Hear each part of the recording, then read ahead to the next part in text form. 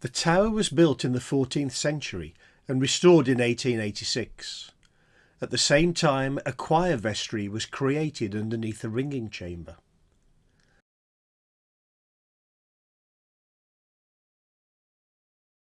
The glass partition above the vestry entrance was erected in the 20th century in memory of George Thomas Garrett. The 8 bells date from 1711, but were recast in 1922. They sit in the uppermost section of the tower on a steel frame. The bells are attached to huge wheels from which a rope runs down to the ringing chamber below, where our experienced bell ringers ring them before services and on special occasions.